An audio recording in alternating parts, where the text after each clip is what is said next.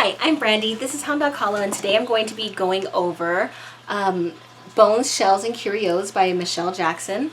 I have done a book review of this a couple years ago, but it was in a live, and so I don't think it's as accessible as me just sitting here and just briefly going over it with you and telling you why I recommend it and why I like it. So, I got this and Catherine Ironwood's book, Throwing the Bones, when I bought my first bone kit. And so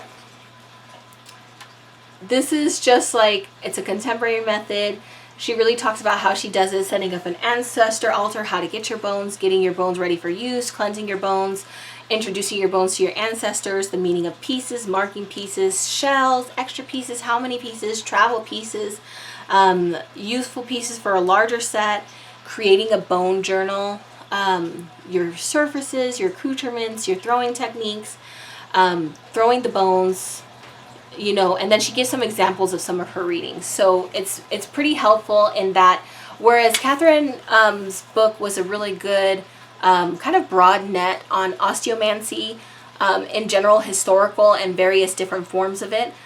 So kind of like an introduction to osteomancy in that, like, you would say, oh, dice reading, a really Yoruba dice reading is so resonating with me, I need to research that. Or possum bone throwing is just absolutely something I need to find out about. I'm going to research Appalachian conjure. What it was like that. It did have some really good, like, if it's this part of the body, it typically means this. If it's this animal, it typically means this. That I find immensely helpful and I highly recommend. But this book is more about her, and she is a student of Catherine's. So she takes that and builds on it in her own personal thing and how she would recommend it to you. And so it would be remiss of me to say that this is not a system that you can just jump into like tarot or oracle. This is something that you're going to have to work to find meanings that are very personal to you, because the idea is that the bones are a conduit for your ancestor or spirit guides to give you information. And so one size does not fit all. This is something that you're going to have to work on. So, I very much like this book. Ancestor Altar I've had for forever. The containers, the extra pieces, a starter set of bones. So she's like, where can you find them? You know, cleansing your bones, introducing your bones to the ancestors. And then she goes extensively into bone meetings, right versus left, animals. So a raccoon baculum, which I have in my bone throwing kit, is a raccoon's penis bone, and what it means. You know, a Hamza hand, dice. Just, she goes into it. It's very detailed. It's just, if you had a tarot deck and it's just that little insert that gives you the keywords for each card so you can get started, that's what this is.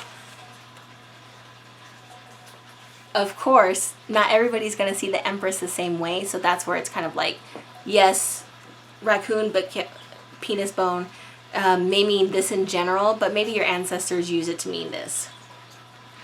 So marking the pieces is something you would do if you had like a right and a left jaw. Shells are really important in her practice because they represent different levels of ancestors. How many pieces, creating a travel set, creating a bone journal, which I highly recommend for all of your magical workings, for all of your growth, for all of your learning. You should journal so you can track and see what you've learned, how you evolve, and what works and what doesn't work. It's just going to help you. It's magical record keeping. You have to do it. You don't have to, but I highly recommend it if you want to really grow as a practitioner. Creating a bone journal, accoutrements, the reading surface, techniques for throwing, getting a feel of the reading, interpreting, practicing. And so she goes through 3 really intense sample meetings. This is a relationship. These are the pieces that she used. How she connects with specific ancestors. So here's a sample. Is my business jinxed? And she shows you exactly how the pieces laid out when she threw them. And then, like, she goes into, like, this segment here, I took to mean this.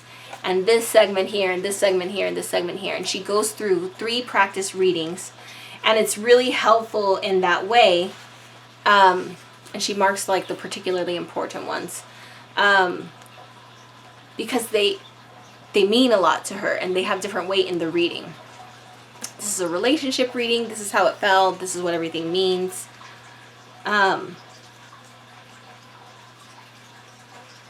This is a quick daily reading. This is how everything fell. And then different things is how she interpreted the meaning. She walks you through. Oh, there's 4 samples. Can I increase my income? And then resources. So how to get bone reading sets, how to get animal bones, further reading. So she does have quite a few resources here, and that's something else that I highly recommend to you. Whenever you are reading a book, please always check if they have references and if they have a bibliography, and if they're giving you actual information as to where they got their sources, so that you can look it up, because don't ever take just one person's word on it. People are fallible. So it's important for you to do your due diligence and kind of be like, you know, this sounds super reasonable to me. Where did they get this information? Let me look into it more. And so, yeah, that's extra work, but I think it will help us grow as a community and as practitioners if we really work to get misinformation out of the aesthetic fields, the aesthetic accounts, and what everybody's learning. Really get the good stuff out there so that we can have a community that's better informed and just more people all on the same page as far as like documented factual knowledge, as opposed to unverified personal gnosis. So definitely check this out if you're interested in this topic. Very, very good book.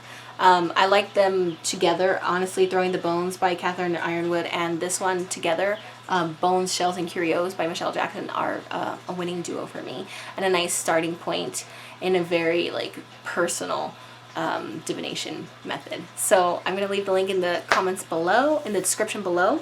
As always, please like, comment, and subscribe, and thank you so much for watching.